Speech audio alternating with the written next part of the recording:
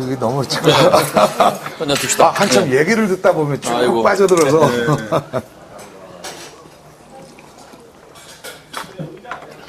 말씀을 참 잘하시는데. 아이고, 별 말씀을. 특히 제가 알고 있는 걸로는 이제 변호사 시절에 네. 승소율이 높으셨어요. 예. 해소율보다는. 예. 예. 제가 이제 원래 고향은 전라남도 영암인데 제가 인천에 오게 된 이유가 사실은 인천에 제가 뭐 일가친척 한 명도 없었습니다. 그런데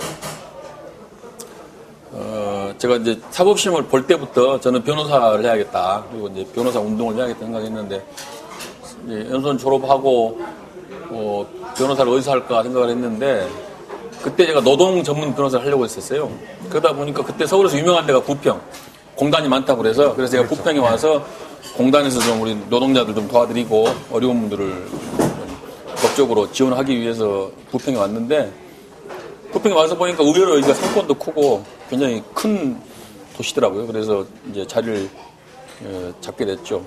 그리고 이제 뭐 열심히 노력해서 변호사로서 상당히 이제 뭐 기반을 많이 잡았고 제가 좀 이제 변호사로서 뭐 그래도 인정을 받은 것은 제가 이제 사건을 수임해서 이렇게 하다 보면은 결과를 예측하면 거의 맞아요. 결과를 우리가 진다, 이긴다 하면 거의 맞아 들어가더라고. 그러니까 질 사건은 조정을 붙이는 거야. 조정을 질 것 같으면 상대방을 이렇게 좀 속도 말로 꼬셔가지고 조정합시다. 뭐 재판할 거 있으니까 서로 좀 양보합시다 해가지고 양보 받아서 이렇게 조정해서 좀 조금 받아서 주고 이길 사건 당연히 우리가 끝까지 가서 승소하고 이렇게 해서 이제 했는데 우리 사무장들이 하는 얘기가 아유 우리 문현님은 조정을 잘 시킨다.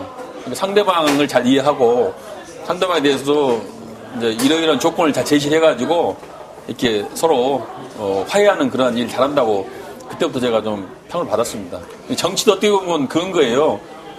굉장히 이해관계 대립된 이 사회 현상을 잘 녹여가지고 영광로 잘 녹여가지고 하나의 어떤 통합된 안으로 만드는 게 정치거든요. 그래서 이제 그런 조정 능력이나 협상하고 이런 걸 제가 좀 잘하다 보니까 어찌 보면 이제 시장으로서 좀 적합한 제가 품성이 아닌가 그런 생각이 잠시 듭니다. 이거는 폄하적인 네. 얘기가 될 수도 있는데 이거 그냥 웃자고 예, 얘기를 예. 잠시 하자면 예. 승소율이 높은 이유가 예. 어느 누구보다도 정보력이 빠를 수밖에 없었다. 판사가 원하는 마음을 정확히 읽었다. 이유는 사모님께서 판사니까. 그건 아니에요. 그래가지고 이제 제 좀 장점이기도 하고 단점이기도 한데 이제 상대방을 잘 이해를 해요. 제가 역지사지하는 게 좀 강합니다. 제가 항상 상대방 입장을 제가 한번 생각해요. 상대방이라면 어떻게 생각할까 그런 걸 많이 생각하기 때문에 이제 욕을 먹는 거는 좀 투쟁력이 좀 약하다 그런 욕을 먹습니다. 왜냐하면 상대방을 이해를 하기 때문에 막 세게 뭐 투쟁하고 욕해야 될 때 좀 이해를 해주는 그런 게 있다 보니까 좀 각을 세워야 할 때 좀 각을 못 세운다는 그런 좀 지적을 받고 있는데 그렇지만은 뭐 저는 제 장점이 그런 조정하고 상대방을 좀 이해해주고 그래도 이렇게 포용하는 그런 게 있기 때문에 저로서는 뭐 제 장점을 살리는 게 중요하고 저도 정치를 오래 하다 보니까 요즘에는 많이 이제 투쟁적이 됐어요. 각도 세우고 왜냐면 상대방이 제가 좀 성의를 보이고 양보를 하면은 상대방도 좀 같이 거기에 동조해줘야 되는데 요즘에 새누리당이나 박근혜 대통령 하는 걸 보면 너무 그런 게 없어요. 너무 양보도 안 하고 자기 것만 막 밀어붙이니까 그럼 나도 달라져야죠. 상대방이 좀 양보하고 대화가 됐을 때 나도 대화도 하고 양보를 하는 것이지 상대방은 자기 것만 계속 고집하고 밀어붙이는데 나도 그러면 같이 싸워야 되겠다. 그래서 오히려 저도 요새는 약간 투사형으로 투사하시면 또 우리 문 의원님이 이 부평 미군기지 관련해서 예. 그 같은 사회단체 계시고 활동 많이 하셨으니까 아실 텐데 우리 스페이스님의 이 선생님이 보셨을 때는 어떠세요? 우리 의원님이. 저는 뭐 이렇게 어머님의 어떤 뭐 이렇게 성격이나 이런 거 보면요. 이렇게 아까 말씀하셨다시피 또 이렇게 남의 이야기를 잘 듣는 스타일 그리고 좀 이렇게 다가서는 뭐 이런 부분들이 상당히 좀 이렇게 이게 정보를 아까 이야기한 정보를 많이 취합할 수 있는 장점인 것 같습니다. 그래서 항상 이게 뭐 이렇게 같은 수준에서 이렇게 이야기를 하고 그리고 뭔가 이렇게 먼저 이야기하는 것보다는 먼저 이렇게 이야기를 듣고 거기서 대안을 찾으려고 하는 모습들을 제가 뭐 많이 봐왔기 때문에 그런 점에서 뭐 이거는 어떤 시정이라는 게 그러니까 시민들을 대상으로 하는 거잖아요. 그래서 이게 많이 듣는 게 아주 가장 이제 그건 알고 있는데 제가 투사로서의 문병호 의원을 엿듣는 거예요 지금. 온화한 투사죠. 그렇죠. 온화한 투사. 외유내강형. 외유내강. 그래서 이번에 국정원 개혁하면서 제가 좀 많이 앞장서서 국정원에 대해서 굉장히 세게 얘기했죠. 사실 과거에 누구도 그렇게 얘기 못했어요. 왜냐면 내가 또 떳떳하고 내가 봤을 때는 이거는 상식에 어긋난 짓거리 하고 있으니까 이제 강력하게 지적을 하고 했죠. 그 대신에 또 국정원에 대해서 제가 많이 이해를 하고 국정원 사람도 또 저에 대해서 그렇게 나쁘게 생각 안 합니다. 제가 할 얘기 했기 때문에 엉뚱 같은 얘기 안 하고 제가 한 가지 지난번에 아까 소통 얘기해서 제가 KBS 노래장 나가서 땡 받은 얘기 혹시 아십니까? KBS 노래장 제가 언제 이렇게 가서 보니까 그 KBS 노래자랑이 온다고 프레카다 붙어 있더라고요. 부평이 온다. 그리고 예선을 한다. 가니까 그냥 예선장에 가니까 뭐 몇백 명이 와 계시더라고. 예선장에. 네. 그래갖고 제가 예선 신청을 했어요. 신분 안 밝히고. 아니 무슨 배포로.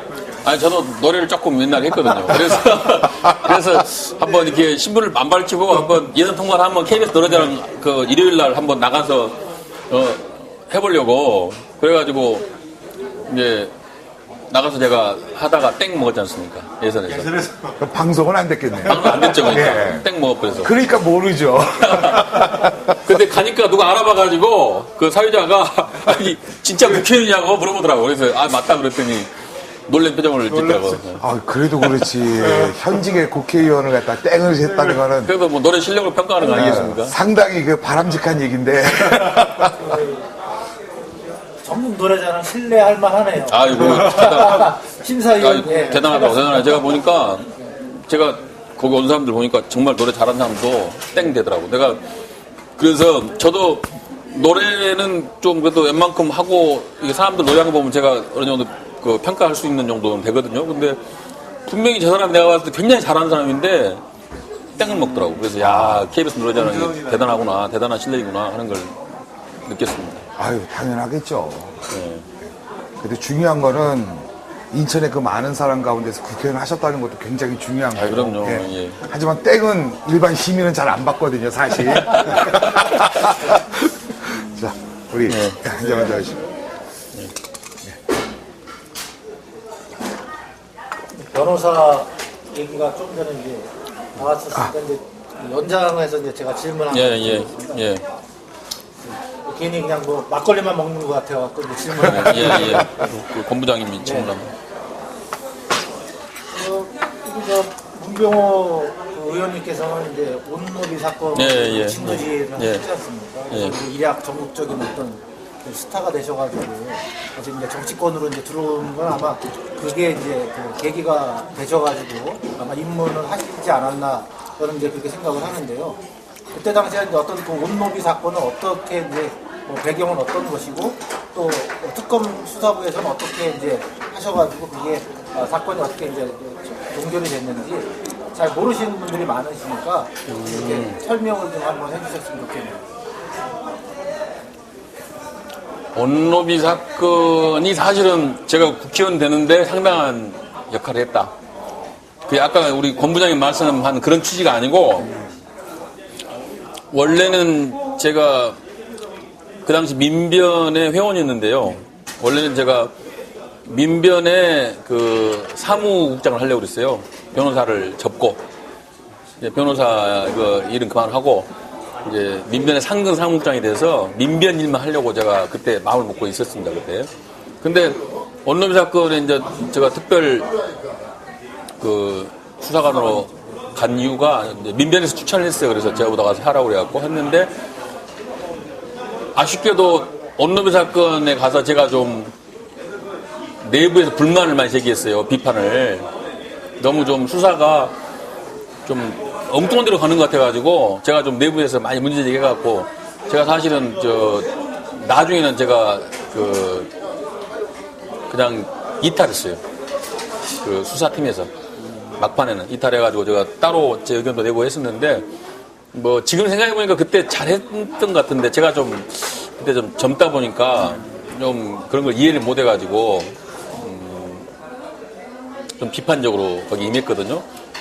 그 온로비 사건이 잘 마무리돼서 제가 그냥 별 문제 없이 잘 갔다면 저는 민변의 상근 사무국장이 됐을 거고 그랬으면 아마 출마할 기회가 없었을 겁니다. 제가 시민단체 활동을 주도 하다 보니까 지역보다는 이제 중앙에 가서 활동하게 되고 그러면 아마 지금도 뭐 민변 회장이나 하고 시민단체 어떤 그 임원이 됐을 가능성이 높은데 그때 온로비 사건에서 좀 비판적인 입장에 서다 보니까 온로비 사건을 주도하는 당시 분들이 다 민변 출신이 민변 소속이거든요. 그러다 보니까 민변하고 조금 사이가 벌어졌어요. 제가 그러다 보니까 민변에 가서 원래 상근 사무국장 하려는 계획을 제가 접고 이 인천 지역으로 다시 온 거예요. 그래서 이제 지역 활동을 더 강화하게 됐지. 민변에 갔으면 지역은 버리고 중앙 활동을 많이 했을 건데 그때 온로비 사건 때문에 민변 지도부하고 좀 틀어지는 바람에 제가 민변은 이제 활동을 접고 지역에 와서 활동을 하게 됐다는 거죠. 그래가지고 제가 이제 여기서 이제 미군 부대 이전 운동도 하고 또 참여자치연대 대표도 하면서 이제 인천 지역의 시민운동이나 인천 부평 지역 일을 하다 보니까 또 자연스럽게 국회로 진출하는 그런 흐름이 됐죠. 오히려 아까 본부장님 말씀하신 민변 온로비 활동 때문에 이게 자연스럽게 된 게 아니고 거꾸로 오히려 전화위복이 된 거죠. 그리고 국회의원 관점에서 보면 전화위복이 된 거죠. 그때 온로비 사건 때 내가 흐름이 잘 됐더라면은 그냥 민변에 가서 활동하고 아마 민변 회장이나 그렇게 아니면은 뭐 민변에 또는 서울의 중요한 시민단체 뭐 역할을 했을 건데 근데 모르겠어요. 그게 더 좋았을지 모르겠습니다만은 이제 국회의원이 된다는 관점에서는 이제 그렇게 흐름이 됐었죠. 자, 그럼 그 부분이 이제 결과적으로는 이제 정치 입문하는 데 있어서 하나의 큰 이제 정점이 됐을 텐데 또 반면에 이번에 이제 또 시장 후보로 이제 출마 선언을 하시면서 하나의 폭탄을 던졌어요, 인천에다가. 딱 때마침 또 그게 뭐냐면 이제 영종도 이제 카지노 관련해가지고 현재 시정부나 뭐 새누리당 측에서 이제 나온 얘기들과는 달리 카지노는 인천에 이제 두는 부분에 부정적으로 표현하셨습니다. 그렇습니다. 차분히 그런 이유가 어디에 있는지. 저는 이제 중앙 정부나 시가 이제 더 이상 이 시민들이나 국민들에게 피해를 주는 일을 해서는 안 된다.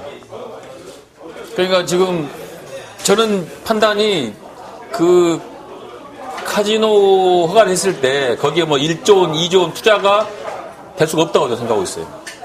그거는 완전히 반사기다. 왜냐면은 지금 무슨 내국인 출입 카지노라면 그거는 저는 1조 투자할 가치가 있다고 봅니다. 그런데 이게 외국인 전용 카지노거든요.